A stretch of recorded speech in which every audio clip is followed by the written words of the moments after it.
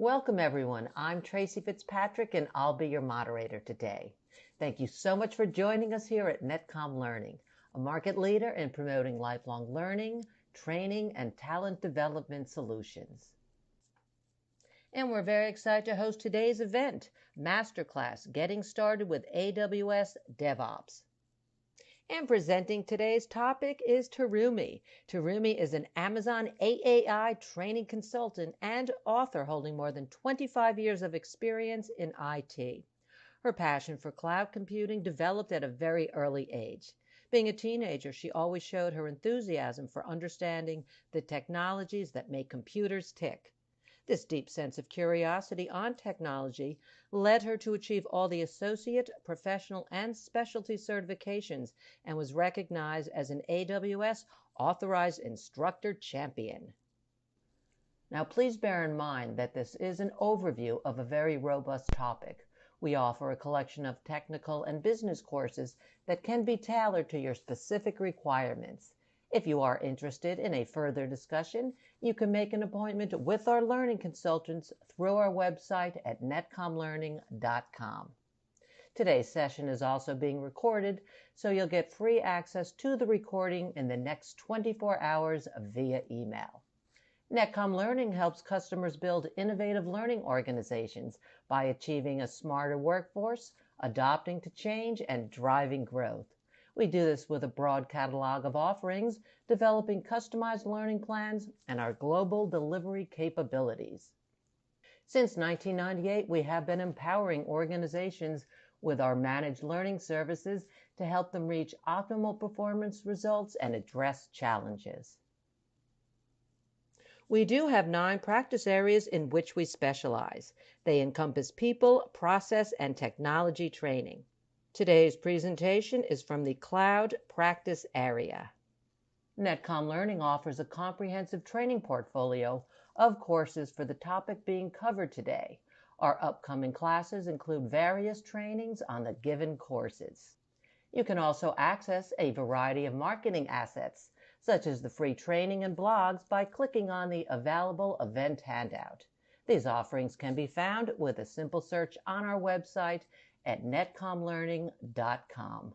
In this event, we'll learn the basic practices to help your team master the most common DevOps patterns, practices, and tools required to develop, deploy, and maintain applications and services at high velocity on AWS.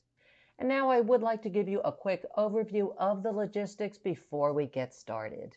To begin with, you do have the option to view in full screen by clicking on the full screen button on the right side of the GoToWebinar viewer. Simply hit the escape key to exit the full screen. Everyone has been muted except for our presenters. Feel free to submit any questions you have for the presenters here in the questions pane, and we will address them at the end of the session. And to get the best out of today's events, we've included the slides, courses we talk about, and marketing assets in the handout section of your GoToWebinar viewer. You may refer to them at any time to get a better understanding of today's topic. And we do realize that some of you may have to leave early and want to let you know that as you do leave the session today, you will be presented with a short survey. We would like to request for you to take a quick moment to participate in that survey. Your feedback really helps us understand your learning experience and improve our future sessions for you. The survey answers are measured on a scale of 1 to 5, 5 representing outstanding and 1 representing poor. And now I'd like to pass this over to our trainer to present today's topic. Hey, Terumi, thank you so much for joining us today. Hey, thank you so much for inviting me, and hi, everyone. And thank you so much for that introduction, by the way. I hope you can hear me okay. And also, I'm kind of sharing my screen right now. Can you see the screen okay as well? Yes, you are audible, and we can see your screen. Everything looks great. Great, thank you so much. As I say, hello, everyone. In fact, let me just say aloha. I'm in Hawaii right now, and this is my pleasure giving you the masterclass. And the title of the class, of course, is Getting Started with AWS DevOps. And by the way, this webinar will last, actually has a couple of sections. So if you have any questions at all, please, feel free to post your question anytime at all, and I'll definitely get to them, when we have the time for that, okay? So let us get started, okay? Today's session, as you see, is on DevOps, right? And it's specifically on AWS DevOps. So let me show you the agenda for today. There are 5 sections within today's webinar. The very first one is a foundational topic. So it is a foundation of AWS DevOps and AWS DevOps services. So I will be covering what is DevOps. That is, regardless of any type of a cloud vendor and such, I'll introduce to you what DevOps means. Then on the latter half of that, I will introduce you what AWS means by DevOps and some of the services that they have to offer for you. The second topic is I thought it might be nice for not just to hear about the concept, but to actually see DevOps in action. So I have a sample project ready for you that you can just go and follow along. And it's called the Unicorn Wild Rides. So it's like a little Uber, but instead of a car, a unicorn will come and get you, right? So that's going to be the application that's actually created by AWS. So it's available if you like to do it on your own at a later date. And within that demo, there are a couple of sections. So the first part is the DevOps. I have it in here, workflow step 1 and step 2. So this is the very first step of DevOps, which is to specify the source control service. And then we'll talk about something called the artifacts that will come in my first part of the discussion. The fourth part is step 3 and 4, which is arguably the very core of DevOps process, which is the build phase and the deploy phase. Then on the last one, this is where you actually get to see the end product of DevOps, which is the pipeline phase, okay, and actual deployment and automating the whole process. So there you go. So that's going to be agenda for today. All right, so let us go ahead and get into the first part, which is the foundation part. Okay. Here. All right, so here we go. Just to get started right from the beginning, right? What is DevOps? Okay, so there you have it in front. Right? Let me go ahead and read that for you. A set of practice that combines software development and IT operations to streamline and shorten the SDLC. Okay, now, if you are familiar already with development process or operational process, this may sound okay to you. But if you're brand new to the topic, you may say, but what's DevOps? What do those terms mean? And also, what is this saying about software development, IT operation process? What does that mean to combine them together? Like, how come they're not together already? Or maybe you may have some questions about what is this SDLC thing, right? And why do we need to shorten the SDLC? Okay, so we'll definitely cover that part. So kind of keep this on the back of your mind, and we'll revert back to this definition a little bit later on. So first thing first, let's go ahead and talk about what this SDLC thing is all about, because that seems to be key to this definition. So SDLC stands for a couple of meanings. Some people call that software development lifecycle, right? So SDLC.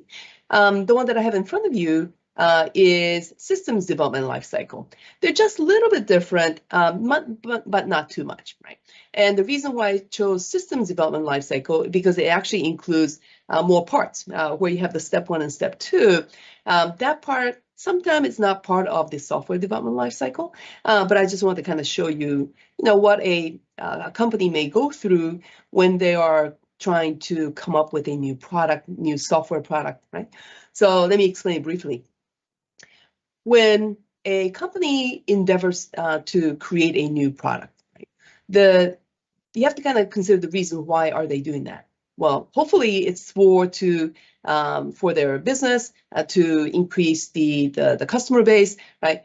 To give better products to their existing customers, etc. Right? So it should be a business reason. So there's going to be the systems requirements document that states what a product's supposed to look like. Then when it comes to IT, information technology department, now they have to turn that business needs and wants into something that is a systems needs and wants. So that would be a systems requirement document. That's why we have step 1. Then someone will take that requirements and then create a architectural design from that. Right? So those are the very first steps that one takes in SDLC. Then once the architect has finished with their design, usually that's passed to a development organization. Now the development organization could be programmers, it could be people that purchases software and integrates them with existing software. Regardless, it's where they create that new product or new service. Then, before that could be given to a set of customers, it needs to go through some rigorous testing. So that's called the QA testing or quality assurance testing. Then after the product passes the quality assurance testing, then now that is ready to be deployed or made available to what's called a production environment. So production environment is the actual environment where the customer will be using it, right? So if it's a internet site, sure, right? Put that new product out on the website so that all the customers have access to it. Okay. Then after that is online, in production, ready to go, people are using it, then someone, normally the operations people, will have to maintain that solution. Maybe they'll have to patch it. They may have to make some tweaks, changes, right? Listen to the customer and see how the application's going. Right? So those are all the things that are included in the operation. So that is the very short description of what an SDLC is. So I have in there the red arrow that says combine. So this is the part that the DevOps is trying to streamline. Okay? So anything that created in the development phase, all the way to where it's being made available to the end customers. This is the process. This is the portion that DevOps is trying to do. Make it streamlined. But we'll talk about why that is the case. But as you see, there are 3 points on the right. Right. So DevOps is a culture where development, the QA departments, operations team work together. Okay. So we'll talk a little bit later on in about a couple more slides why they're not working together in a lot of cases, right? But if you're trying to streamline stuff, right? Streamlining means, going to the minimalist option, getting rid of all the frills, bells and whistles, so that it can go fast, okay? So all the different people that you see on the SDLC, they need to work together so that there are no barriers, there are no excessive friction as the solution moves from one stage to another stage. Okay. So that would be, we're talking about the culture. I'll have a couple of slides on that. To streamline SDLC using Agile principles. Now, some of you may be familiar with what an Agile is. Agile is a concept that came up around early 2000. I think it might have been 20, I would say, yeah, without naming the actual year because I may get wrong on that one, but it was in the early 2000s. Where a group of people came together and said, look, the way we do software development, it takes too long. It is just too cumbersome, too heavy. So let's make it light and let's make it fast, right? So the commonality here is streamlining that is making things fast. And last but not least, and this is the part that we're going to be spending a lot of time on this webinar, is to automate, right? So to automate development through deployment process using what's called the CI/CD. Just a quick explanation of the term. CI stands for continuous integration, and CD stands for continuous deployment or continuous delivery, which I have a whole set of new slides over. But just at this point, just understand that CI/CD has something to do with automating this whole process, the step 3, step 4, and step 5. Okay.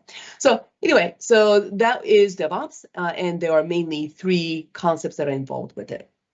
Okay, like I said, if you have any questions, just go ahead and put it in the chat. All right, so now we have some kind of idea as to what DevOps is. Okay, but why do we do that? Okay, so why do we have to make things faster? Right. So and here's the thing: the goal, right, of the DevOps is the following: to increase the velocity of deploying software to production. And put it another way. When you create something new, make sure that new feature or new solution gets to the hands of your end customers as quickly as possible. Okay, and I can attest, I've worked in project management before, and I've been involved in projects that took like months, if not years. Okay, so that's like, okay, so someone come up with a good idea, they make a request to the IT, and it takes like months for that thing to be done and for the end user who asked for it to actually, play with it and start using it. Well, in the time that we live now, that is just way too long, right? And so why do we want to make it fast? Why do we want to increase the velocity of this whole process? Right? I've pretty much written in there 3 points. Customers get the newest feature faster, so that means customers will be happy, I hope. Okay. The next one is the businesses side, right? Because after all, businesses are the one that's paying for this development, and they can get ahead of the competition, right? Because I think a lot of the companies are living in a world where there are competition, where they're fighting for the same group of customers, and the more you satisfy and give customers a great experience and great products and services ahead of the other guys, right? That you will be ahead of the competition. And then I'll put that third part in there. Developers can innovate more. And that may not be as straightforward as what you may think. Like, why is it making the development process faster, right? Is going to give developers more time to innovate. Okay. So once again, I'll cover this, but this is actually really an outcome of DevOps as well. But anyways, I think the first 2 points are pretty easy to understand, right? So that's why a lot of companies these days are taking on the DevOps practices. All right, so let me go a little bit more into some of these terminologies. Okay, so we talked about the culture, right? So now let's talk about culture. I have a couple of slides on this. So on DevOps culture, I mentioned that it's about being agile, right? Or taking in agile principles. So here I have a short definition of what an agile framework or like a blueprint, right, on how agile is applied to DevOps may look like. Okay. So the first one is a iterative product development methodology. Okay, so iterative means you're repeating things over and over and over again, right? And it's usually, when we say iterative, we're not talking about the first cycle going through like it takes like a year, right? It doesn't take like a month, okay? So iterative means short period of time and you are producing something, right? Because it's a development methodology. And because it is normally a very tight loop that you go through, the amount of development that you can do is also limited as well, right? So it's not, in a traditional, the kind of like, let's say, financial organization creating a new application, I've seen cases where they had like hundreds of people working on it. Yeah, like hundreds of developers, and it was taking literally like months, maybe if not years, to create this big product. Well, that is not going to work in the Agile framework, not that well anyway, okay? So the teams have to be smaller. The actual software product have to be smaller so that the process takes shorter, and then instead of taking months, you'll start to deploy things in small chunks. Okay, so that would be the iterative product development. And as I mentioned, it's usually small teams. Okay? And what's important here is a cross-functional teams. So cross-functional team usually means, okay, what does that mean, right? Because in development, you've got developers. What kind of cross-function do you have? And actually not, right? Developers are developers, that's not a cross-functional team. So the cross-functional team usually means that you have other people with other expertise in your team.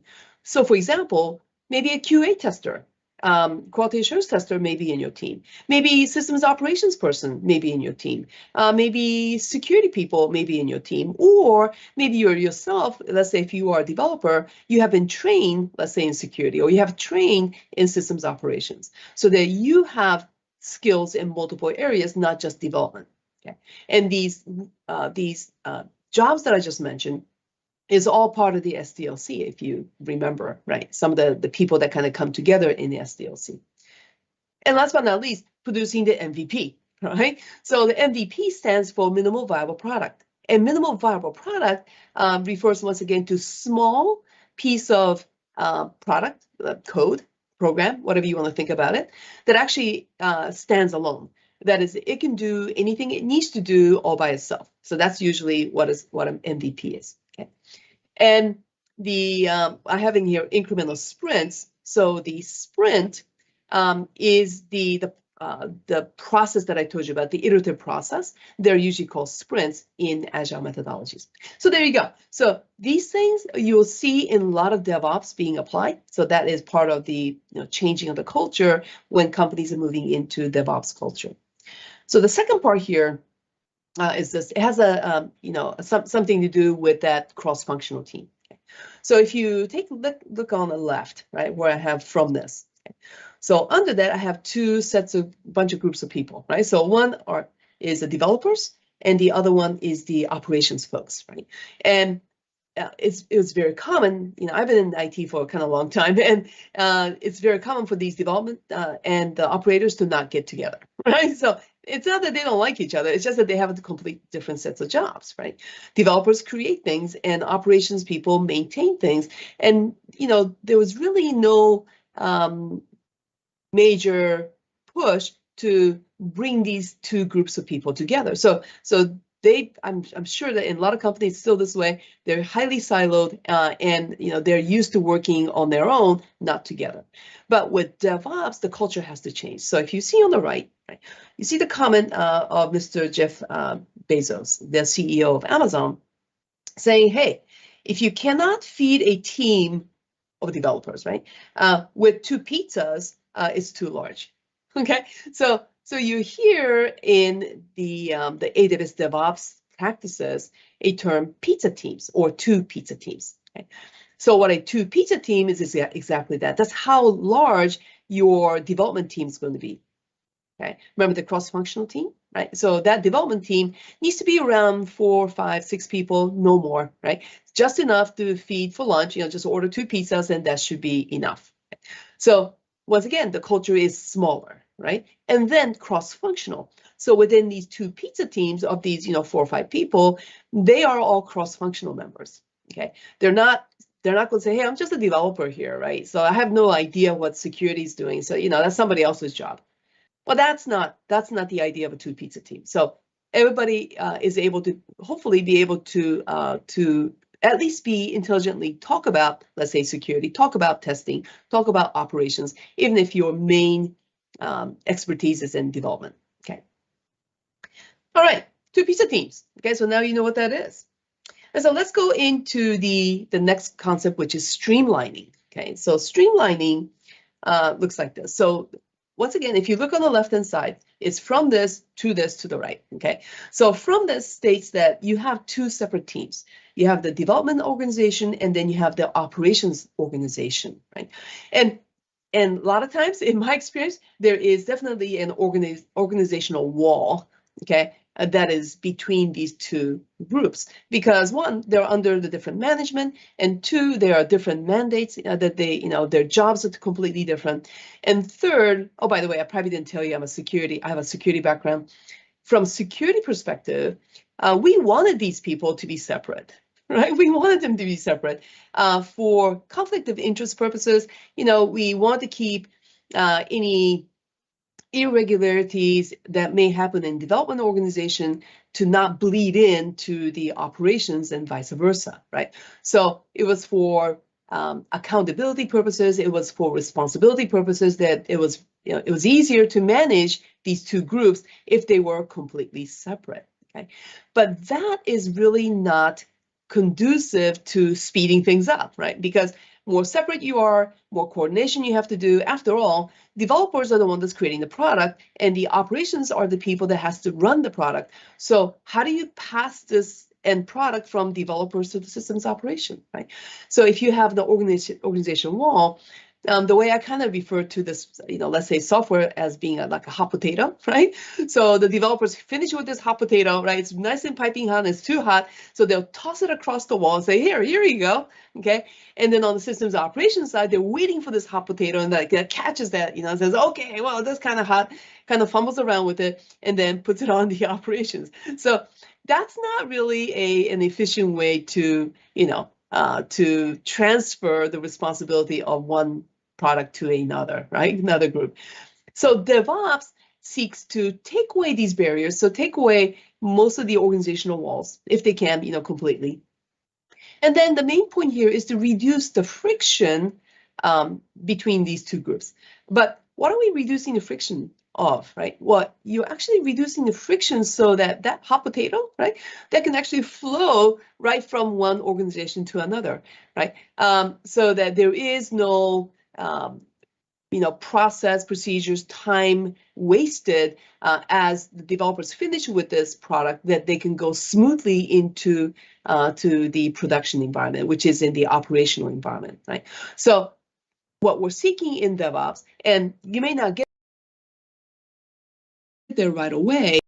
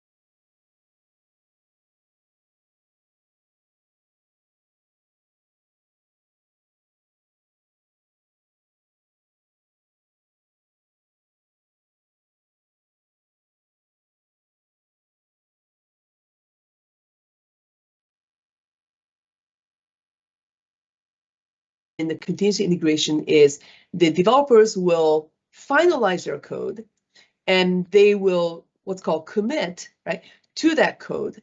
And once the code is committed, the developer is saying, okay, I'm done with this part. This can be, tested, and if given approval, please deploy it, right, to production. So that's basically what the developer is saying in the CI phase, right? So in the CI phase, the developers would do their testing, and some of their testing would be something like, unit testing is a very common one. They may do integration testing, functional testing, right? So in the development world, there are different types of testing that the developers can do. So that's going to be done in the continuous integration part. But you know that the continuous integration is over when there is a nice little package of software that's ready to be deployed. Okay, so that's how you know that continuous integration is over. So at the CI phase, you should have a what's called the artifact, right? So the artifact is a package, right? So if it's a Java program, it will be a jar file or WAR file. If it's a Python, maybe it's a zip file that's been packaged, but that's called the artifact. So once we talk about CD now, I have two, right? So you have continuous delivery, and then we have a continuous deployment. Okay? So let's take the continuous delivery. You choose one or the other. Okay, so continuous delivery, notice it actually takes you right from the source, which is where the continuous integration was, all the way to the end, where you have a deployment and then testing to make sure that everything was deployed. So here, ideally, we're talking about the production environment. Okay, but right in the middle, right where it says deployment, you have this little human there. Right? It says stop. Okay, so this is where you have a human in a loop that almost everything's automated, except right at the end, before your product is ready to go into the production environment, you have a person or a team of people that will look at it and say yay or nay. Says, okay, I think this is ready for production, or no, I don't think this is ready for production. I think we need to tweak a little bit. Okay, so this is where you still have a person in the middle. And I hear that a lot of companies are in this model, which is continuous delivery. Okay, but for some companies, this is still too slow. It's still, there's just a little bit more, there's friction because look, there is a person in the middle. So they'll go for and opt for something called continuous deployment. So continuous deployment is from the beginning, from the source stage, all the way to the production, everything is automated. Like I said, I'm not sure if any company or if a lot of companies are in this stage. I don't think so. Not from the survey that's been taken by AWS. I believe about 80% of the customers that they've actually interviewed said they're doing continuous delivery rather than deployment. But if we're looking for maximizing and really stay in the theme of DevOps, then the eventual goal that we're looking here perhaps is continuous deployment. Okay. Anyway, so why is automation good? I think you probably intuitively know that automation will make things faster. So definitely CI/CD benefits are increase in velocity. Okay, and because remember, we're working on smaller teams with smaller piece of code. And remember, on the Agile, we do iterative processing. So here, it's actually frequency of deploying application to production. That means you can have, a bunch of little iterations and everything will be automated. So as soon as you're done with and commit the source code, boom, right? The automation, the CI/CD takes over. And if you're doing continuous deployment, everything's going to be automated, including testing, and then your product is going to be on, your end users are going to be using your product like right away, right? Maybe even multiple times a day, okay? So I've heard some companies doing that multiple times a day too. Now, it improves code quality in general because you're doing iterative development, so that means you're making iterative changes. So that means you're making smaller changes and you're able to handle, let's say there's some kind of a mistake in the code, you should be able to handle that quickly and fix it, very quickly. Whereas if you have a humongous piece of code, which is usually called monolith, and it took you like months and months to create it, what if there's a mistake in there? What are bugs in there? How will you find the bugs? In midst of like millions and millions of lines of code, it's hard. Okay, so if you have smaller piece, hopefully the code quality is going to be much better because they're smaller and you can get to the problems and find them easier. Okay, and then last but not least, improves efficiency because it improves efficiency in that now you are deploying incremental changes, incremental improvements to your code. Okay, and you actually don't have to wait, right, for all the people, dozens of people to approve whether it's okay for you to deploy this code. Smaller piece, smaller team, they're totally responsible normally, so that they can go ahead and improve it and then update it whenever they feel it's necessary. That usually goes hand in hand with DevOps. Okay, so there you go. So that is the DevOps automation. Okay. And now I want to kind of introduce to you, now that I've kind of went over 3 of the core characteristics of what a DevOps is. Remember the culture part of it, right? Streamlining part of it, and the automation part of it. There are 3 other supporting technologies, procedures that I would like to introduce to you that actually supports the DevOps process. Now, these are not necessary for DevOps, but they're very, very helpful. So let me talk about the first thing here. First one is called microservices. Okay, so from the name of it, it says, okay, micro, very small, right? Services, yeah. So services here, we're referring to your application that you're deploying, right? So here it is, the definition: discrete, reusable application functionality which work together as a whole. Okay, each can be independently scaled and improved. Right. So from this, what I want you to get here is that a lot of the companies currently are developing what are called microservices because they are a small piece of code that is just big enough for, guess what, right? 2 pizza teams, okay? So 2 pizza teams and microservices go well together, okay? And these 2 pizza teams can be independently responsible for their microservices. That's why they can go ahead and decide when they want to commit the code and then to deploy it in production. But because they are smaller pieces of bigger, let's say, business function, that these microservices will probably have to work with each other, right? So anyway, so that's called the microservices. Microservices has been around for a while now, right? So if you're familiar with something called web services, microservices and web services are akin to each other. All right, so the next supporting concept here is something called infrastructure as code. So you know that the application is code, right? So when we create application, we create something usually called source code, right? So the source code needs to be compiled, right? We call that building process, okay? And then once you compile it, you have something like, something.exe file, something.dll file, right? So those are the programs that you actually run, okay? So I think it's pretty clear, right? Application, right, is code, right? But what does it mean to have the infrastructure as code, right? Because infrastructure, for me, I've been working like many years on networking, setting up servers, right? Setting up Windows servers, setting up Linux servers. That's infrastructure, isn't it? Put in security devices, like, put in firewalls and intrusion detection systems. Those used to be like boxes that I have to plug right into the network. That's infrastructure. So what are you talking about? Infrastructure as code. What? Okay. Well, these days, starting from so a lot of years ago still, maybe 10, I would say, probably close to not quite 20 years, I don't think, where virtualization became very popular, right? And companies in their own data centers start to use virtualization, like, VMware and stuff, to say, yeah, I have servers here, but these are virtual servers, okay? All right, then. So if a physical server becomes a virtual server, the virtual server means that, it's not a real physical server. It's actually an application, right? So it's an application that's kind of acting like a server.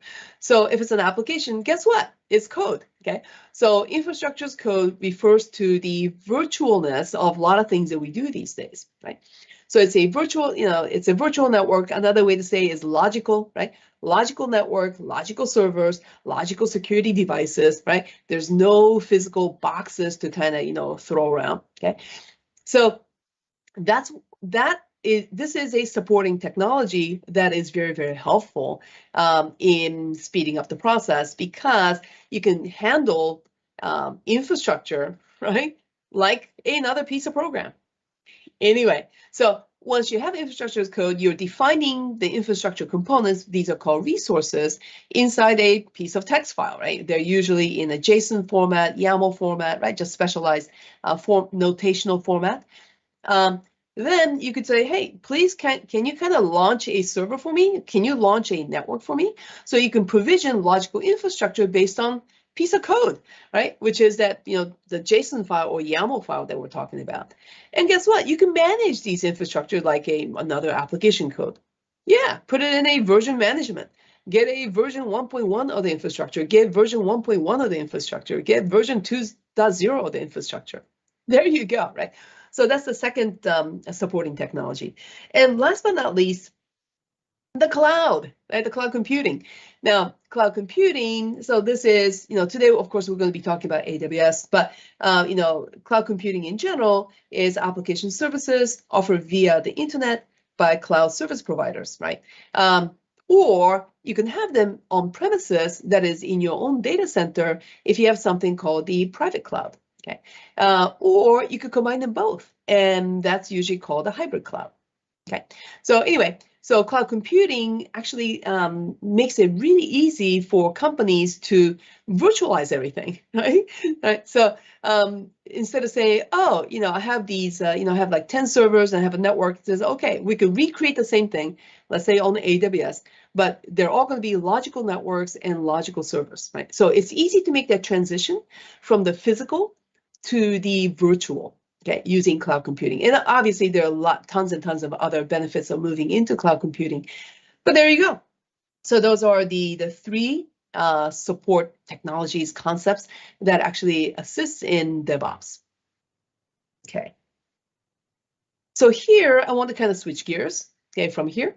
Now I would like to go in and start introducing you to, well, how do we do all this stuff? I mean, it sounds like DevOps sounds like a great idea, but how do we do this in AWS? And what are some of the services that are offered in AWS that's going to actually help me do this? Okay. Alrighty, so let's go and take a look. So here I have titled AWS CI/CD Technology Stack. Okay. So right on the top in blue, you see the SDLC. Okay, so you see the code, the build, the test, deploy, provision. Okay, once again, a little bit different. Okay, I've added a couple of things where it says deploy and provision. Okay, but and what underneath are some of the services, not all, right? Some of the services that you would map to AWS services. So let's go and take a look from left to right. Okay.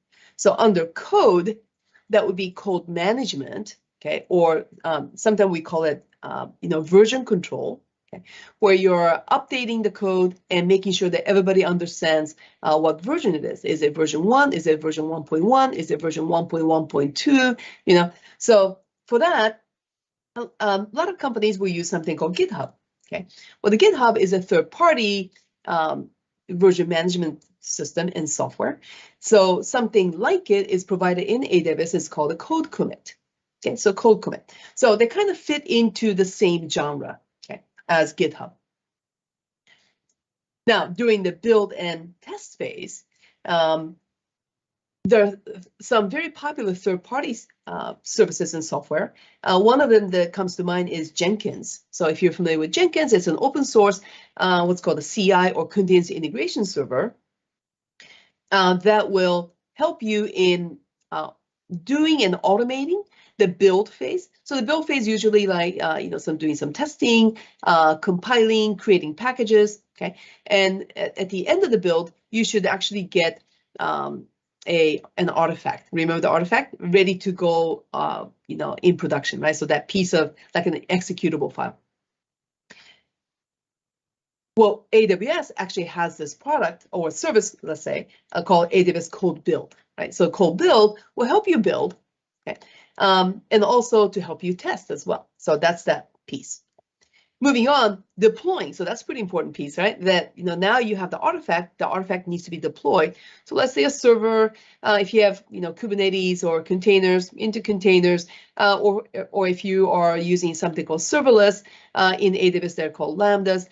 You're deploying to any type of an infrastructure or the platform where your end user users are going to be using it. Okay, so there is something called AWS Elastic Beanstalk. Now, Elastic Beanstalk is a service that assists you in deploying a web-based application, right? So let's say you have a 3-tiered traditional web-based application with the front end, the middle tier, and the back end.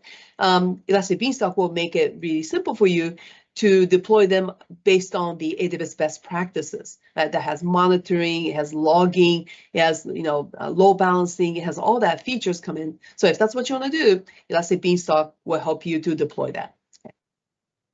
But if you want to be a little bit more free about the type of the design and the platform that you want to deploy into, there is something called a cold deploy, as you see right under the Elastic Beanstalk. Okay. So cold deploy is going to assist you in deploying that into production. Now, there are different platforms that you can have. So I have in there, user managed EC2 instance fleet. So I have in there CloudFormation. So there are many ways that you can deploy. So AWS gives you many options. Right? The one that you're going to be seeing is cold deploy, but there are other ways of doing it today. Then remember, automation is so important in DevOps, and all the tools like code commit, code build, code deploy, they're all individual services that will do their job all on its own. But the power of the DevOps comes in when you combine them all, right? To organize and orchestrate them all into one smooth process, where artifacts, your code is moving from one to the other and to the other, all the way to the end where it goes to production. Okay, and that orchestration piece of service is called the code pipeline. So you see underneath it all, it kind of covers the entirety of the SDLC. Right? So there you go. So these are the services. Now, if you are more interested in individually, what these services are, I'm going to kind of quickly go over and show you what an AWS page looks like for each of those services. So first, let's talk about code commit. Okay, so there it is. As you see on the left, you see the application and developers. And notice that they are using some kind of a client. So in this case, you could use something like a Git client or IDE, integrated development environment. Then that code is committed to AWS code commit. Okay, and their files encrypted. It'll scale. That is, you'll have enough power to do whatever you need to do. AWS, this is fully managed service by AWS, so you don't have to set up any servers, right? And that's basically called code commit. Okay. And notice on the right hand side, this is almost like a gateway, right, into the rest of the services. As you see there, you have code build, code pipeline, other CI/CD systems, right? So this is actually like a doorway into this whole the automation, let's call it pipeline, okay, that we're going to be talking about, which is DevOps. Next one here is code build. So code build, once again, you have code build, which is going to be building, okay, your code, right? Building your artifact. And it says, bring your runtime environment. So it's very flexible. Basically what this code build does is that, let's take, for example, something like Java, right? So you give source code to code build, and you tell code build how to make it into an executable, right? That is, in case of Java, it's going to be called something called a bytecode, like a jar file, the WAR file, right? So that's what you're talking about. You tell code build what commands they have to use, right, to create the jar file, for example, right? What tools do they have to use? And what code build will do is it will actually launch a container, Docker container, and then take your software, the source code, then it'll do all that stuff that you tell it to do. It'll do linking, compiling, it'll create a package, right? That's basically what a code build will do. At the end, now you have an artifact, remember? And you take the artifact and you store it someplace. A very common place to store it in AWS is Amazon S3. Okay, so that's what you see way on the right-hand side, you have Amazon S3 integrating with code build. All right, so the next service is code deploy. Once again, code deploy is, just as the name said, it's going to deploy into staging area, it's going to deploy into testing area, it's going to deploy your application into production, right? So that's its main job, right?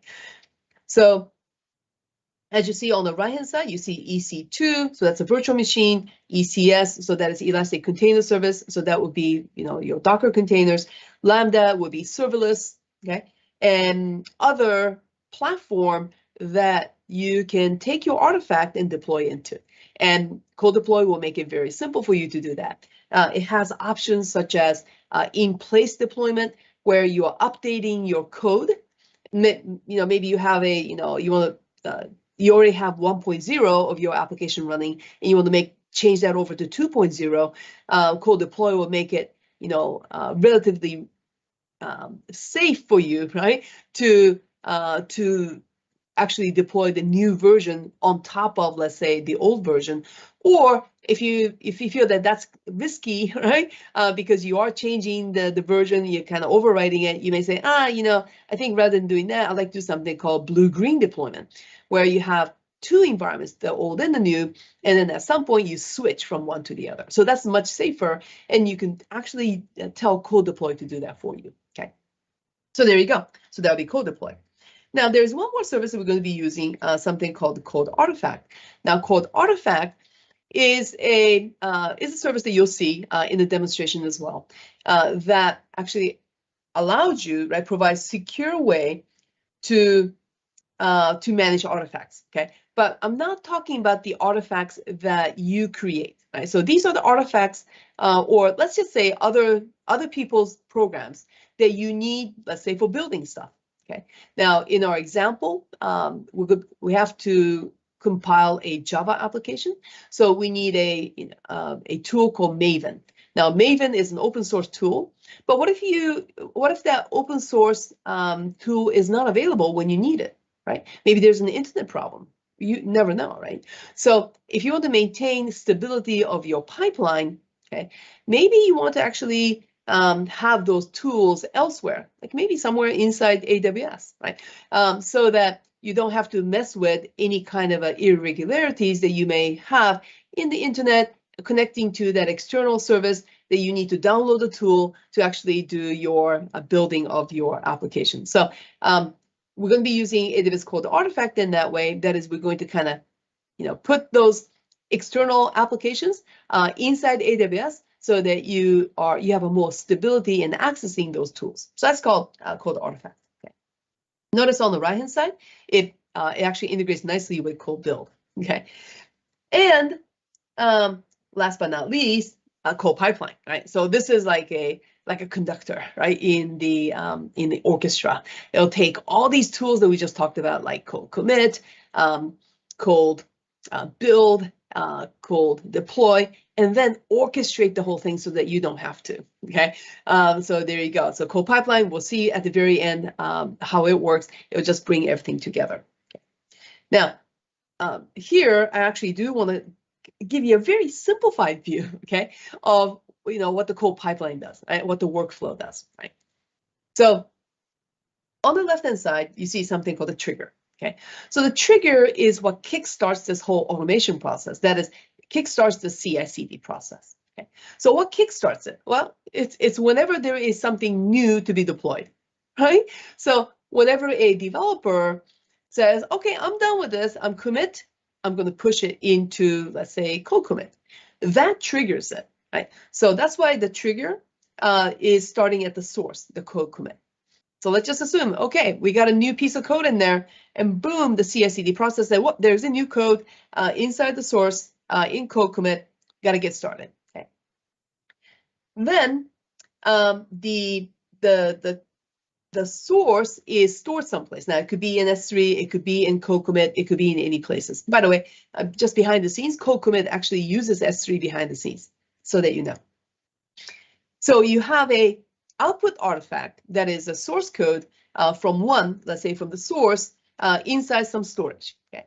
So the next phase that is then to build, isn't it? So the pipeline will trigger and says, hey, there's something ready to be built. Okay. And notice I have a little kind of call out on the top. It says instructions, right, on how to build stuff, right? And it's in a file called buildspec.yaml file, right? Buildspec.yaml file. So buildspec.yaml file tells code build what to do. What command do I need? What am I building? And where am I putting that after I'm done, compiling it, let's say, or creating a package. So notice that on the right-hand side of the code build, the output artifact actually goes right into S3 as well, right? Okay, so that's the output. So that is the artifact that I'm talking about. That is the program that's going to be deployed. Then code deploy says, look at that. There's something to be deployed. There's a new artifact waiting for me to deploy. So code deploy will grab that artifact, right, from, let's say, S3. And notice another call out, instructions from appspec.yaml file. Yeah, it's a different name, but appspec.yaml file is what code deploy looks at and say, okay, so who do I deploy this to? Which servers, right? And do I have to run anything, when I deploy it? Do I do blue-green? Do I do in-place deployment? What do I do? So all those instructions are in the appspec.yaml file. Then it gets deployed. Wow, okay? So it's very simplistic, but this is basically how a simple CI/CD workflow works. I hope that was clear. So this actually concludes my very first section of what is DevOps and what are the AWS DevOps services. If you have any questions, please do let me know.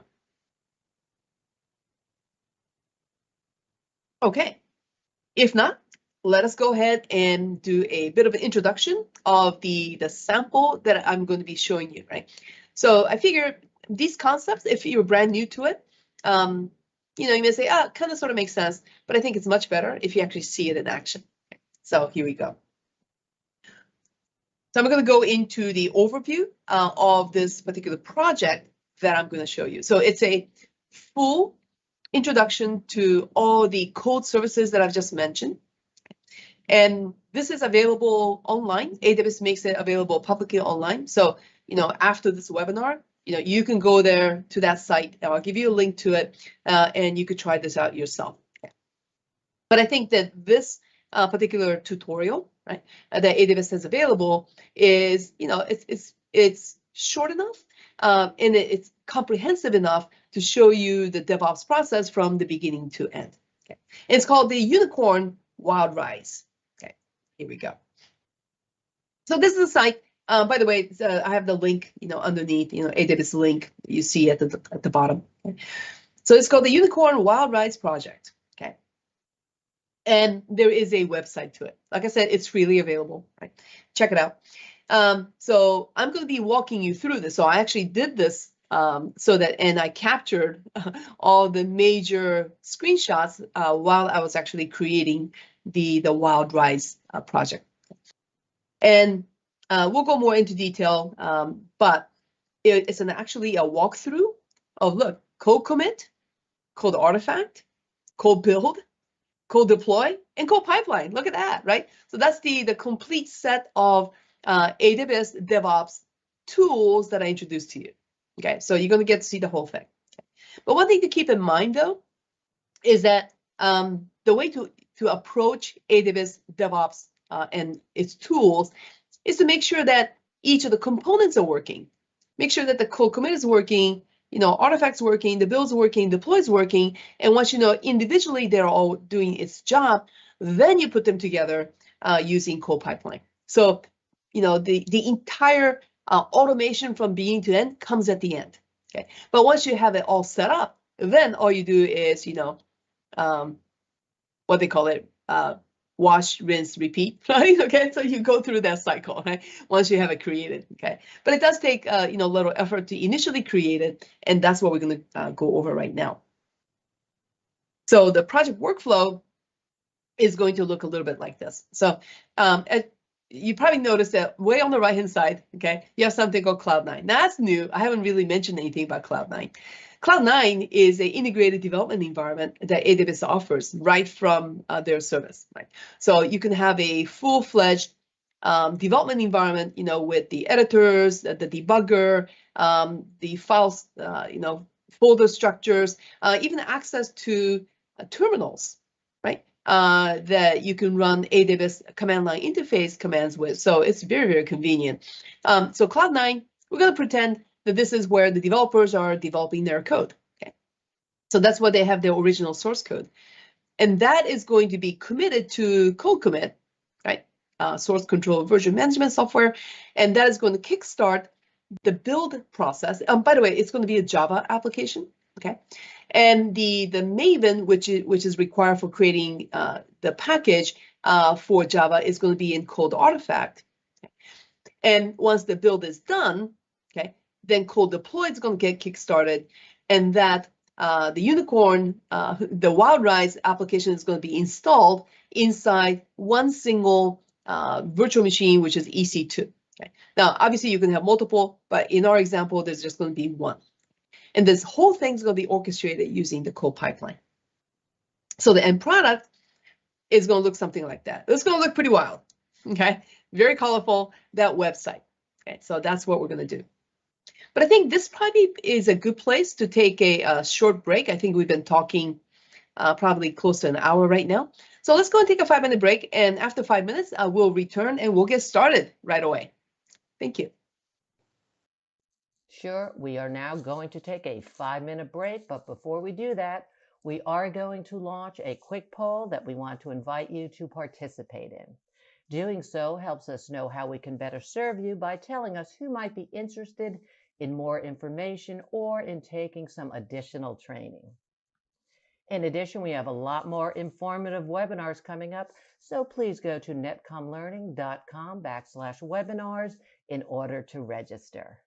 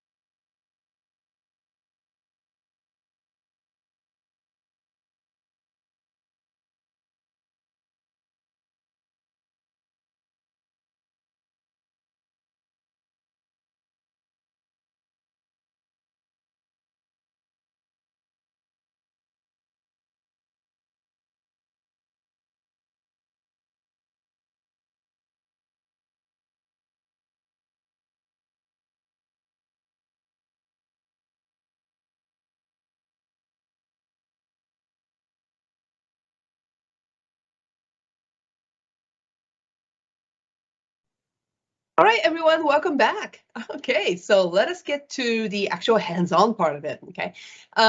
So as I mentioned earlier, I have taken a screenshot, okay, of the actual, the tutorials as I was going through it, okay? So, so don't consider this to be like the entire, like, from the beginning to the end. I'm going to I have to actually skip some details.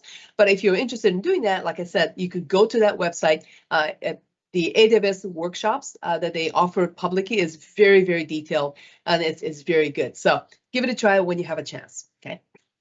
So the entire process of getting this wild rides, right, live usually takes around 3 hours, okay? But I'm going to do that in 30 minutes, okay? All right, so let's go ahead and start. The first step is the source control and the artifacts. So here we go. If we were to look at the workflow, this is basically what they have in there, right? So right now, the initial thing is step 0, okay, which is to set up my Cloud9 environment. Okay, that's basically what I'm going to do. Okay. So here we are. On the left-hand side, it's kind of small, but this is Cloud9. Okay, so Cloud9 actually has on the very left-hand side has the file explorer. So this is where you can just go ahead and download files, upload files, create files, do whatever you want with management of files. Then in the right-hand side, it's broken down into top and bottom. The top part is the editor page, right, where you see, AWS Cloud9, welcome to your development environment. That's basically where the editors are. So you could write your Java application, Python application, what have you. Then on the bottom part, which kind of looks a little grayish, bluish, that's the terminal. This is where I'm going to be working with Git, right, to clone the repository that has the wild ride source code, and I'm going to be making changes into them and pushing it back into the repository. Okay. And on the right hand side of the presentation at the bottom, I've kind of given you an idea that yes, I've actually downloaded the wild rides source code. That's why you see the file structure there, okay?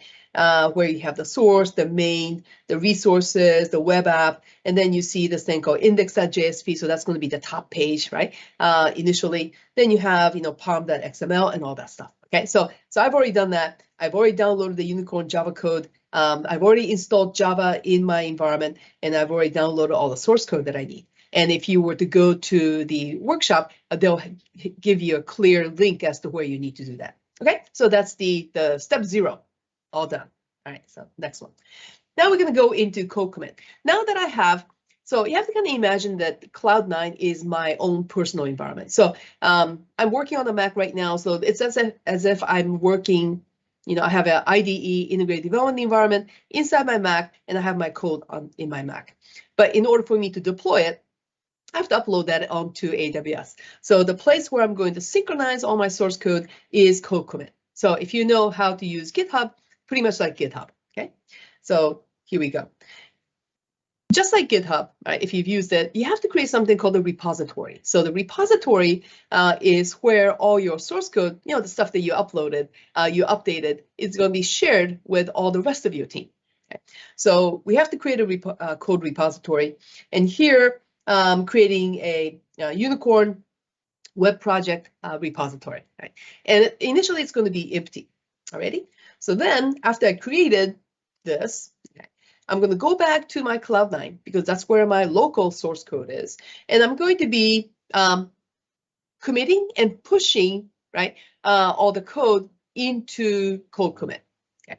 So although you don't see too much detail here, you may be able to kind of zoom into my slide here. But what I'm doing is I'm going to set up the code commit repository at on the Git and say, okay, I'm in Cloud9. I'm on the local repository here, right, for Git, and my remote repository is going to be in code commit.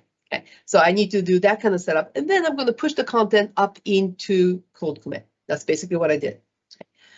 And after I do that, I'm going to confirm that yes, indeed, my repository on code commit actually has all my files that are important to me, right? So as you see there, I have the source subdirectory, I have the pom.xml. So that tells me that yes, I was successfully able to push the content back in. But also keep in mind that this is the process which is going to trigger the rest of the process, right? Remember, triggering, right? The pipeline starts with the source code, and code commit is going to be that trigger. All right, moving on. Next one. So after I have the source code synchronized in code commit, the natural thing to do is to build, right? But in order to build, because this is a Java program, it needs some tools like Maven. And this is where code artifact is going to come in, right? So I explained earlier what code artifact would do is, give me a more stable access to these external tools that I may need in the process of building. So I'm going to specify Maven, right? Because that's a major tool in code artifact. So let's take a look and see how we do that. So initially, what we'll do is we'll create something called a code artifact repository. Okay, so we'll actually create a repository. I have a unicorn package repository just created, and I get to select. All right, so which external tools do you need to actually have in here, right? So there is a pop-up screen that kind of comes in like a list, and then at the very top there is Maven. There it is, Maven Central Store. Okay, so that's where the Maven is going to be stored for me, so that my code build, when it needs it, it doesn't have to go to the internet. All it has to do is access the code artifact repository. There you go. And the package flow, so this is after it's all been set up, is telling you, hey, so now your code artifact repository is ready to go. So whenever you want to use Maven, it's there for you. Okay. Now, one thing we have to do is we need to be able to access that, right? One thing to remember about AWS is that for anything that you do, even the services like code build, if it needs to access code artifact, you have to give permission. So we'll talk about those permissions. And when we do, I'll kind of, point out once again, hey, this is making sure that now that we've created all these things, that the code pipeline, the code build, whatever we need to access, will have access. One thing that code artifact gives you is once you create a repository, it's going to give you a way to access the repository you just created. Not just you as a person, but a program that you may be using, right? Such as code build. So here, there is a way for you to connect to code artifact repository. And it's a very simple, copy and paste into a file called settings.xml file. So I actually created settings.xml. And then I copy the connection instructions right from the code artifact. Then all I did was test the connection, just make sure it's working, right? So right from the terminal, you see on the lower right-hand side, I actually have this slide for you. So there, right from the terminal, I have the Maven. I'm running Maven MVN space -s space settings.xml space compile, just to make sure that, as from a command line, that I can access these things, okay? And it worked, by the way, okay. All right, so now I'm setting up the IAM policy. So IAM policy is Identity and Access Management. Policy is about permission, okay? So remember I told you that, hey, code build is going to be accessing Maven, but the code build must be given permission to access that Maven files that I just created inside the code artifact repository. So that's basically what I'm doing here. I'm creating IAM policy for consuming the code artifact, right? So I created IAM policy. And by the way, the tutorial gives you all the instructions on how to do this, right? All I was doing was just following instructions here. Anyway, just without going too much detail about what the policy looks like, take a look at it in the tutorial if you need more, information about that. Anyway, so that actually completes this part, which is the code artifact, right? Okay, moving on. Now we're going to go into the very exciting stage of building and deploying, because this is where everything kind of comes together, right? Okay, so let's go and take a look at that. Looking from the project workflow, now we're right in the middle, the code build part of it. As I mentioned, not automation yet, right? As you see, everything is kind of manual, right? Because in order for you to automate, you have to have each and every piece working before you put them all together and to do the automation, right? So that's what we're doing. So now it's just going to be building. That's it, okay? If you recall in my earlier discussion about all these pipelines, is that there is some place where you store your artifacts, right? After every step, you're going to be outputting your, whatever the result that you have, right? So in building, yeah, you're going to have an artifact, which is the executable file. That's the most important part, isn't it? Because that's what you're going to be deploying. So here, cold build will naturally want to save into S3. So we're going to be creating an S3 bucket. By the way, for those of you that don't know what an S3 is, it's an object storage service for AWS. So you could store like massive amounts of data, and files inside this thing called a bucket. So I've just created a bucket. Right? At the very end, I created this thing called the unicorn build artifacts bucket. Okay. So that's what I did. Create S3 for cold build artifacts, create a bucket, as you see there at the very bottom. Okay. Okay. So the next one here then is, now that I have the bucket ready to go, now I'm going to create something called a project. Right? So cold build requires you to create a project statement. Okay. So what is a cold build project? Well, you specify all these components that you need to run your build. Okay. So specify the source as a code commit. That tells you, hey, where do I get my source code to do all this building? So I say, yeah, that's from code commit. Then I have to specify, okay, so once we have the source code, we're going to be doing all this work. We're going to be, linking, compiling, creating packages and stuff. So what environment, that is, if it were a server, what kind of server would you like so that you could run all these things? So cold build actually creates a container image based on the instruction that you give it right here. So you specify the container image, what kind of environment, to run and build your build commands. Okay, so that's where you specify it. Then where do you output, right, your artifact? So we just kind of created the bucket. So here in this project, you're going to specify, yeah, it's that bucket that I just created, the unicorn bucket. Okay, so that's where we're going to be outputting the end product from this whole process. All right, so that's what I did. I created the cold build project here. But this is not enough yet, because if you are a cold build, it says, okay, so you told me that you wanted a Linux image, and this is where I get the file, and this is where I'll put the file. But what is it? Like, what is it? Python? Is it Java? Like, what kind of command? Like, what kind of tools? Like, what do you want me to do?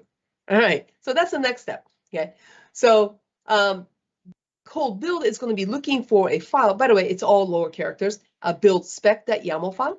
Okay, so the build spec YAML file are the actual build commands, right, that you're going to be running. So it's a separate file, and it has to be in the root directory, wherever cold build is going to be looking at it. So you create a build spec file. Here, it contains instructions on how to build the application itself. Okay, so in this case, it'll be like Maven, right, commands and stuff. And then once you're done with creating a build spec YAML file, right, I'm still changing this in Cloud9. That has to be reflected back to that thing that I saved in the code commit, right? So I'm going to be committing and pushing this new file into code commit. Okay, so that's what I did. I kind of pushed it over. Right? As you see at the bottom, I have git push, right, back into the main branch in the remote origin. Next one here, then, right? So when you create a cold build in the process is going to ask you, hey, what permission are you going to give me? Okay, and there is a default permission that cold build is going to assign itself if you don't do anything. But remember, in our whole process, cold build, in addition to doing all the rest of the stuff that they need to do, they also need to access cold artifacts, right? So, and remember, we created the IAM policy, right? Identity Access Management policy for cold artifact. Okay, so we have to add that cold artifact policy onto the existing cold build policy. That's all I did here. All I did was I just kind of added one policy, the one that I just created, onto the existing cold build IAM policy. Okay. Then let's test it. Okay, so we're going to be testing this. We're going to test build. So there is a button, right? You go to that project and you click on that button that says start build. That's it. Okay, but what, if everything worked okay, how would I know, right? So there'll be two indications whether the build completed or not.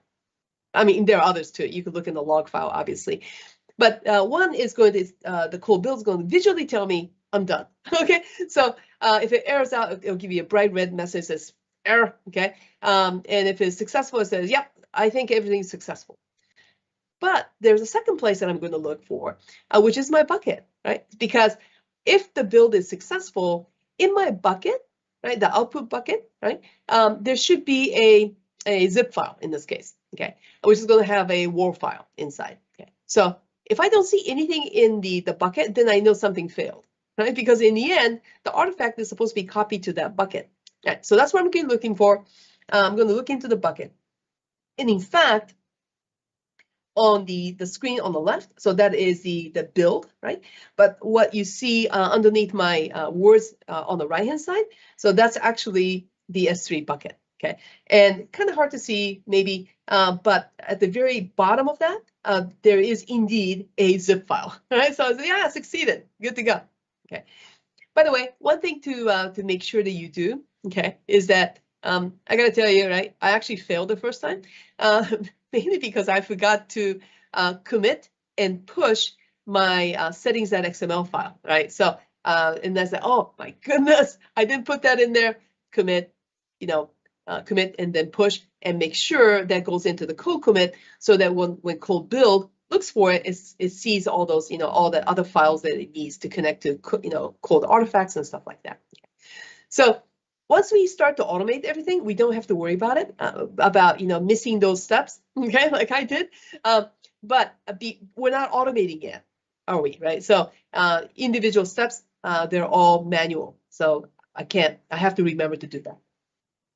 All right then. So now that we have the build working correctly, the next step is, yay, deploy. Okay, so deploy them. I have circles on two places because actually we don't have a virtual machine yet, right? So virtual machine, this time we're going to be installing this, fantastic WildRides application. So we'll create the platform, which is EC2, and then we'll use code deploy to deploy the artifact, the executable file or the jar file that's inside waiting, right, to be deployed on inside S3. All right, so the first thing we did in the tutorial was to create, in this step, is to create the EC2 instance, okay? Remember the infrastructure as code, right? And in this case, the tutorial actually gives you a piece of YAML file that will create for you a VPC, virtual private network, and put in there one EC2 instance so that you can deploy into it, okay? So the infrastructure as code is something called CloudFormation inside AWS. So it's an AWS CloudFormation template. So template is a YAML file, and then I'm going to execute that, and in the end, I should see in the EC2 one server, right, that is ready to go. And it took maybe about, I don't know, about 5 minutes for the CloudFormation to kind of get everything, working. But in the end, yes, indeed, everything succeeded. As you see on my screen here, I have all the green messages. That's what I want to see. Greens are all successful. Created the VPC, created in the end the EC2. But the proof is in the pudding, right? So I went to EC2 and I looked and make sure that there was actually a server, right? And indeed there was. There was something called the Unicorn Stack web server. So there we go. So now the ground is set, okay? So we have the server, we have the artifact, all we have to do is deploy it. Okay? That is to install it, right, inside the server, and that's what code deploy will do for us. Okay, so code deploy, just like code build, requires like a configuration file, okay? And that is called the app spec YAML file, right? Remember the code build took, build spec YAML file. In the code deploy, it'll take something called app spec YAML file. Now, app spec YAML file specifies the action to take during a deployment, such as, hey, where do I install this in? Right? Do you want it in containers? Do you want the EC2? Like what? Okay, so that, right? Then which program to install and where? Okay, so in the tutorial, this web server is going to have like, several starting a server, stopping a server type of a script, as well as app spec YAML file. And once again, I forgot to commit and push. So I'm putting in here, you have to commit and build, right? That is to push it. And once you because I've added some files here, right? So, AppSpec YAML file is in addition to that. I'm still in Cloud9 working on it. So I have to commit that and push it to code commit, okay? And that is going to be used to, once again, you have to build it too, right? Okay. Yes, we are in the deploy stage, but the deploy will take what was built previously, right? And because I've added the file to the source, now I have to go ahead and commit, push, then build, so that now I have a brand new zip file with those brand new files in there, so that the cold deploy can go ahead and take that and deploy it. So remember, right, to do all those things. That's why I have a screen here for you: commit, push, and then build. Okay, still manual, but that's fine. Now, cold deploy, right, needs permissions. Yes, right? Because what's cold deploy doing? Well, it's going to access an EC2, and it's going to be installing stuff. Well, that's kind of scary, right? So you want to make sure that cold deploy actually do indeed are permitted to do that, and you do that by creating a IAM role, right, for cold deploy, right? So we're going to be creating a cold deploy service IAM role, and it's going to be assigned to cold deploy. Okay, as simple as that, yeah. Now, when we do deploy, it's a little bit more, little involved. At least the user interface part is a little bit involved in the code, let's say, build. So I've kind of broken out a slide for you here. So initially, you have to create something called the cold deploy application. Right. So right at the top on the left-hand side, right, cold deploy application. So it allows to make sure that you have this, nice package that says, unicorn application, right, deployment.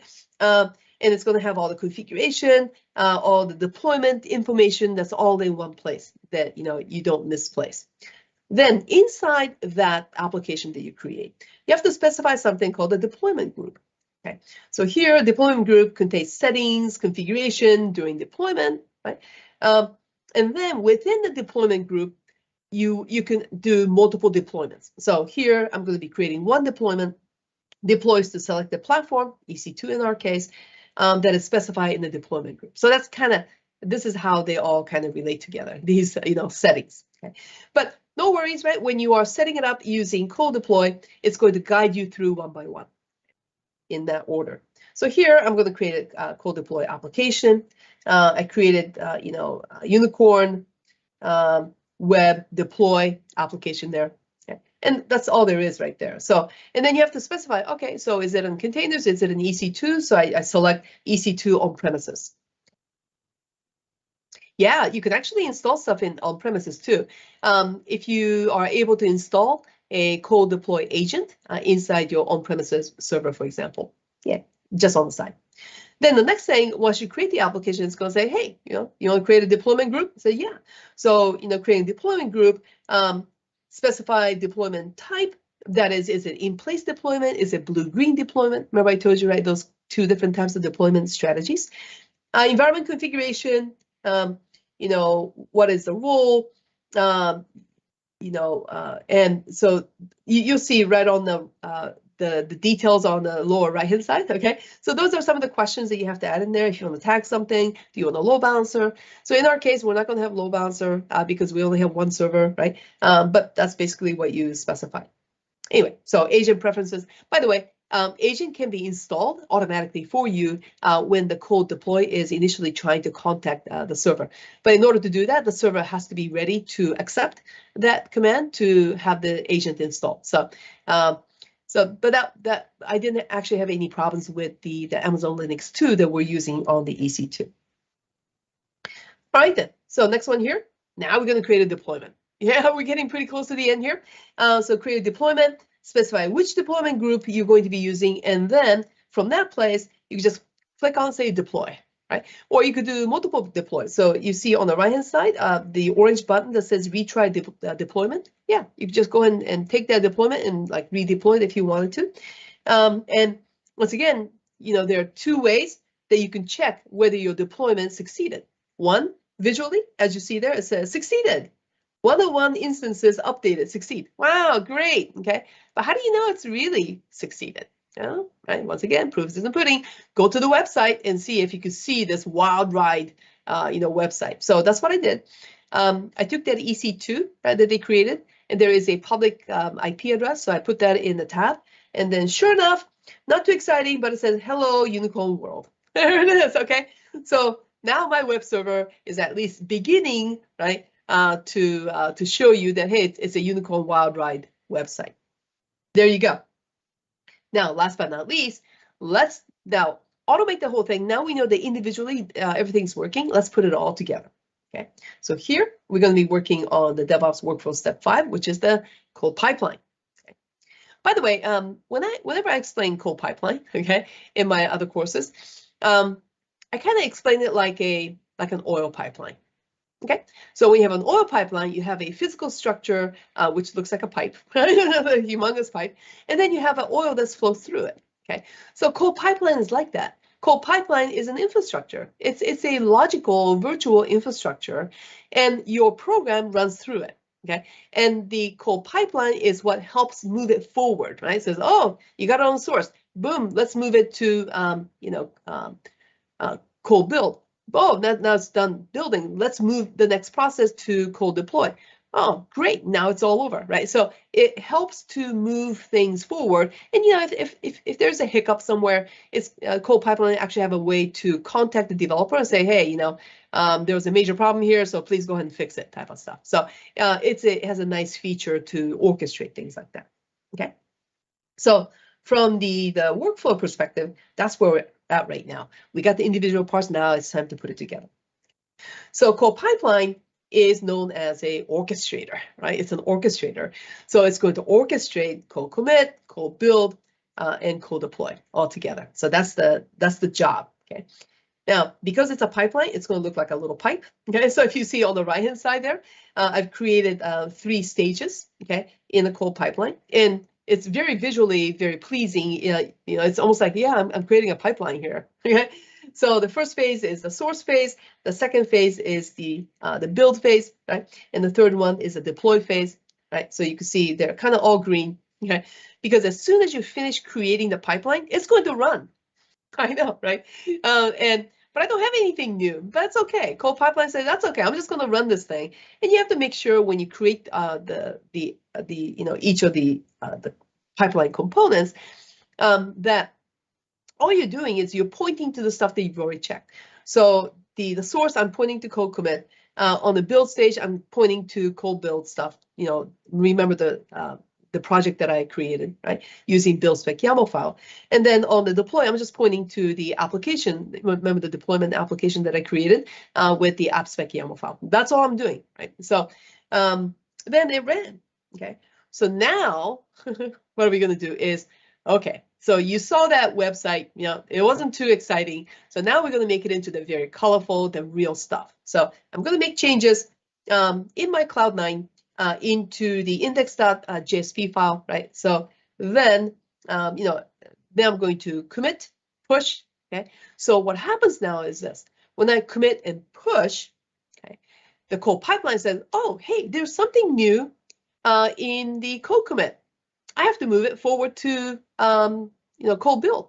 Boom. And then next it goes to code build. When it's done, that's done, it says, oh, I'm going to have to move it over to code deploy. And once that's done, it says, okay, I'm all done. That's what's going to happen. This is the beauty of the automation. Okay. So here, I'm checking to see, confirming the pipeline. Okay. So I quickly, right, as soon as I commit and push, I quickly go to code pipeline because I'm pretty excited about, whether if things are going to work okay. Then you can see visually as it goes through the pipeline, it says, okay, I'm working on the source right now, good to go. I'm working on the code build right now, good to go. I'm going to go to code deploy right now, good to go. Okay, so this is an example where I was kind of like watching it and everything deployed okay. But once again, right, now I'm going to go back to my website and I'm going to refresh the screen. Okay, so let's see what happened. Okay, and this is basically what happened. Yeah, brand new. Oh, by the way, I had to upload an image too, right? So the image was inside the, everything was committed and pushed and built and stuff. So there you go. And it feels so good, right? To after you work all these components and once you automate it. Now, if I made other changes, it's going to reflect. The whole process took maybe about, I don't know, maybe about 6-7 minutes, okay?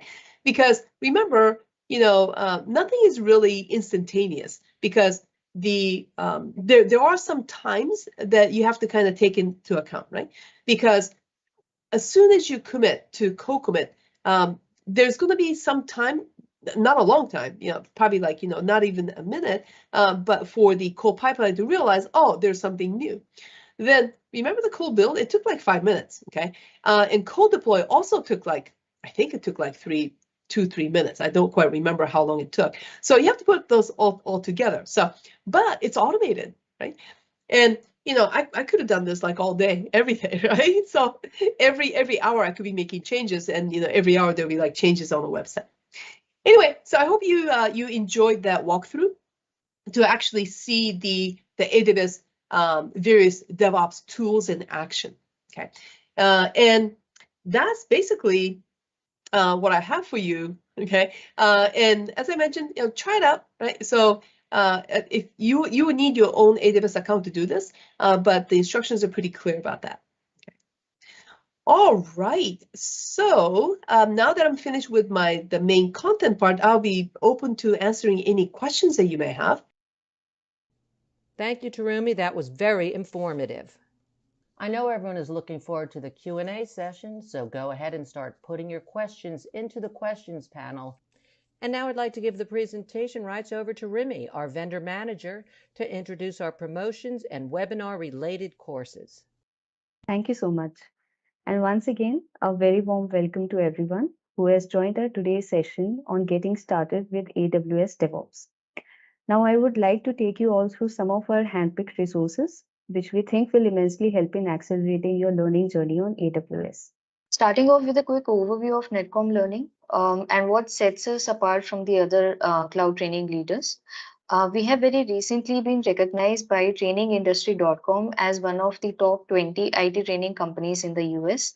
Another major driver of our expertise is our 25 plus years of industry presence. We have been able to service over these last 25 years to over 80% of the Fortune 500 companies in both the B2B as well as the B2G space. Starting off with a quick overview of Netcom learning and what sets us apart from the other cloud training leaders. We have very recently been recognized by trainingindustry.com as one of the top 20 IT training companies in the US. Another major driver of our expertise is our 25 plus years of industry presence. We have been able to service over these last 25 years to over 80% of the Fortune 500 companies in both the B2B as well as the B2G space. Now, we just wanted to mention that this session is being recorded. So in case you want to refer back to any of the topics that will be covered during the today's session, we will be sharing the recording with you later on, so you can access the recording through that link. Moving to the recommended courses, which we think will best suit your learning journey. What you see right now are some of our upcoming training batches on the top courses, which you can register for. The dates have been mentioned, but in case you have any queries regarding the same, you can at any time reach out to our team. We also have a mix of the most relevant resources, which will help you get a better understanding on some of the other AWS courses. Moving on to the AWS skilling program. So this helps you to develop role-based cloud skills, working side by side our champion level AWS authorized instructors who train cloud professionals on the latest AWS technologies and tools. So now as a part of the program, you and your organization both may also be eligible for free AWS certification exam vouchers and extended lab facilities that extend up to 5 weeks after the completion of the training. Now we are excited to also bring to you the AWS Skill Builder, which is a new learning center with 600 plus free digital courses that is built by the AWS experts. This includes the game-based learning opportunities with CloudQuest and team-based competition with Gen. Its unique set of offerings actually include practical real-world and hands-on lab experiences in a live AWS environment. Now, this is something that we personally love because it showcases the effort that the AWS team takes to make the learning as fun and immersive for the learners. Moving on, another big announcement that we have for our learners today, and something that I had given a hint in the previous, in one of the previous slides, is about our ongoing discount fest, which, as a part of which, you can now choose the AWS training which suits your job role, and you can enroll yourself at almost half of the original price. Please note that this offer is applicable only on the course trainings and not on the course certifications, and the last date to enroll for this is September 30th. Moving on, our free AWS e-learning resources follow a self-paced training model wherein you get the liberty of accessing extensive course-related videos that are delivered by the AWS subject matter experts on the go. So these videos cover the availability on the device of your choice. So you can access them from your laptop, from your tablet, from your phones as well. So please feel free to access these free resources and make the most out of them. Additionally, please feel free to register for a demo to get an idea on what our 2-hour private group trainings on AWS entails. Now, these trainings will be delivered by our AWS authorized instructors with an agenda of understanding the different AWS services and solutions, and will be beneficial for you to devise a roadmap as per your team's current learning needs. The Amazon Web Services Learning Needs Analysis, which we also call as AWS LNA. Now, this is a free self-assessment tool that helps you identify your organization's cloud skills gap. That includes the participating employees to complete an adaptive e-survey that takes no more than 15 minutes, depending on the role. The idea here is to come up with a targeted, cost-effective training and certification plan that's right for your organization and addresses the specific needs of your employees. Moving on, we have the Learning Passport next, which is a flexible team training package specifically designed and customized for the number of learners you have. The Learning Passport is redeemable across our entire portfolio, which covers more than 4,000 official courses valid over 12 months.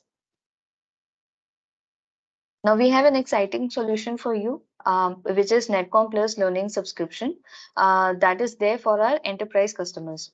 So all you need to do here is to pay one time and you get unlimited access to authorized training from top vendors that includes AWS for a span of 12 months, which is 1 year.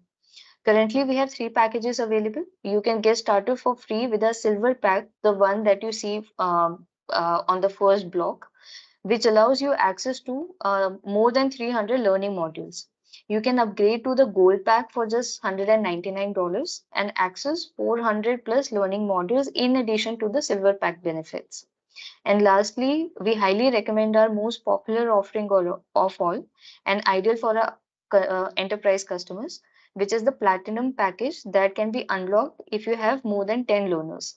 Now, in terms of the benefits, it gives you access to 400 plus learning modules and 100 plus virtual instructor led courses across top vendors. So it's a great offering that Netcom team has curated just for our learners. So if you require the details, we will be sharing all the details with you, the links with you.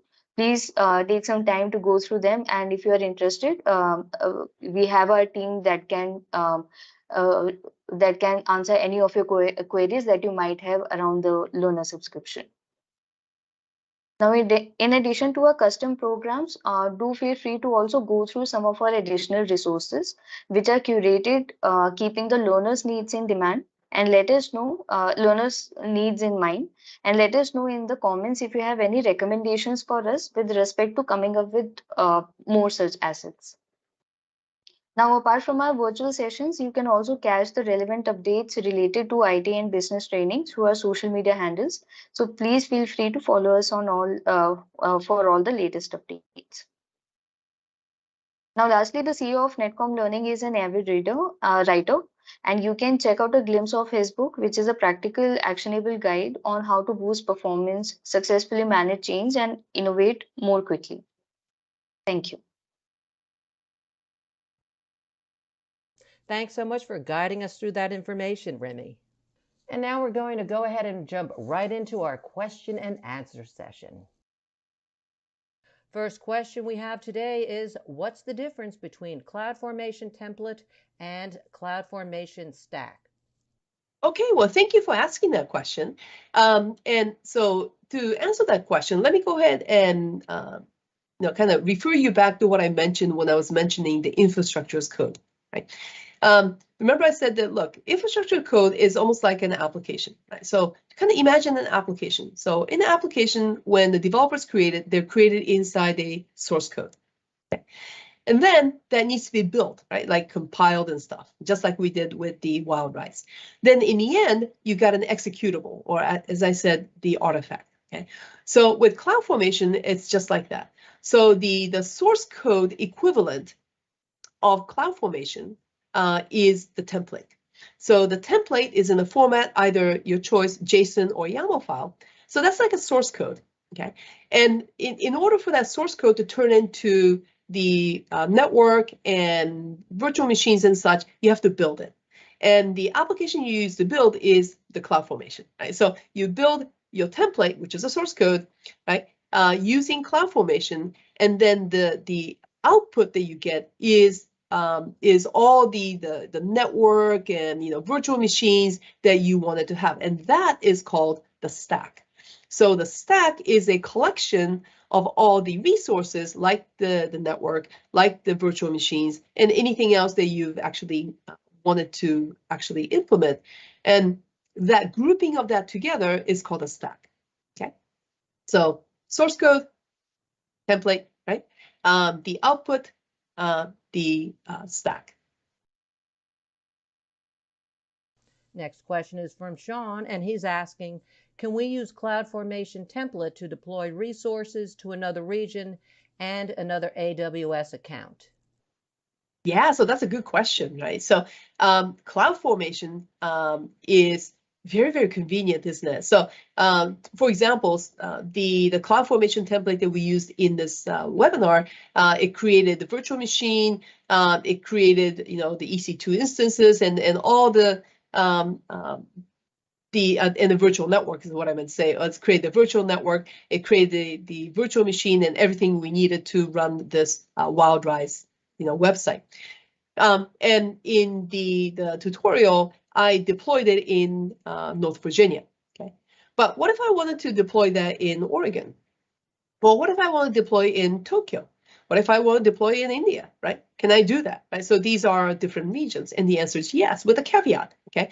So the caveat means that there are certain things that must be true for these CloudFormation templates to work properly to create the stacks in those regions. So it will depend, it's case by case, depending upon what type of resources that you're trying to deploy. But take, for example, something like an EC2 server, right? So EC2 server requires an image called AMI, Amazon Machine Image. And Amazon Machine Image is going to have all the software that you need to have this web server running. But that AMI image, or Amazon Machine Image, is tied or anchored or locked into a particular region. So I need to make sure, though, that before I run this CloudFormation template in a different region, that there is a proper AMI available, so that when the CloudFormation, it's time for it to refer to an AMI in that, let's say in Oregon, that there is a image in Oregon that CloudFormation can find. Okay, so that would be some cautions that you have to pay attention to. There are tools called TaskCat that you can try your CloudFormation template in various regions before you actually release that to the to people and say, hey, go ahead and use it. And you probably don't want people coming back with all kind of complaints and say, oh, it didn't work on Oregon, right? So make sure that you test it first. So the answer to would it run on other regions? The answer is yes, but you have to be careful of these certain details. Now, the second part of the question is, would it run on other accounts? And the answer is yes, but once again with some caveat, right? So if you're a company that has multiple accounts, right? Normally, what you would do is you would manage that under one big umbrella called the organization. So within the organization, let's say you have like 10 accounts, okay? And if you have one CloudFormation template that you actually want to run on all these 10 accounts, right? There's something called stack set that you can create. So from one location, using one template, you can deploy into many accounts. Obviously, you have to have permission, right, in those other accounts to deploy those resources like web servers. Let's say you want to run, you want to actually deploy wild rides, right, to 10 accounts. Well, you don't want to be, obviously you're not going to be able to deploy that into the account that you don't own or you don't control, right? So that's the one thing. But if it's in the organization, it's most likely that it's in your company, and then your CloudFormation need to have access to those accounts. It's called cross-account access. Make sure you have that permission set. Once you do, it's like magic. It's pretty beautiful. You create a stack set in one location, you say deploy, and boom, it'll start to deploy on all those different accounts. Okay, so I hope that's helpful for you. And let's take another question from Dan, who would like to know, can you provide more examples on integrating Jenkins with AWS DevOps? Yeah, thank you so much. So I've used Jenkins before as well, and Jenkins is very, very extensible, let's say. Okay, and for those of you that's used Jenkins before, you probably realize that it has like tons and tons of plugins, and those plugins, there are many, many AWS plugins. So the answer is yes, right? Jenkins, you can definitely integrate them in various places. So you could, I guess, not I guess, but you can, if you wanted to, replace the whole code pipeline, right, with Jenkins if you wanted to. And you could work with code build, code deploy using Jenkins. You could use code commit with Jenkins.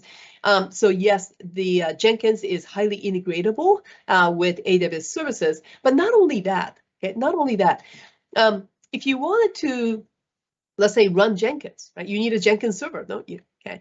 And normally what one will do is you take a EC2 instance and you install the open source version of Jenkins in there and you set up Jenkins. But with AWS, actually, AWS provides a way for you to make that more highly available. That is, there is a plugin on the EC2 that's just for Jenkins, so that you can have a master Jenkins server, and then you have the worker Jenkins server, just in case you need to do like parallel work or more work than you need. So if you want to implement Jenkins inside AWS, I'm not even talking about integration with any other like code build and stuff, just Jenkins, right? You can have it built as a very highly available version of Jenkins, which I think is like fantastic. Once again, I want to remind you that as you leave this session today, you will be presented with a short survey. We would like to request for you to help us by taking a quick moment to participate in that survey. Your feedback really helps us understand your learning experience, as we are constantly looking at how we can improve our future sessions. The survey answers are measured on a scale of 1 to 5, 5 representing outstanding and 1 representing poor. We want to thank all of you for joining us today, and if you do come up with any additional questions, feel free to send them to webinar@netcomlearning.com at any time. We hope that you found today's webinar informative, and we look forward to seeing you back here with us soon. Feel free to tell your friends and colleagues about our webinars and other courses. Have a great day, everyone.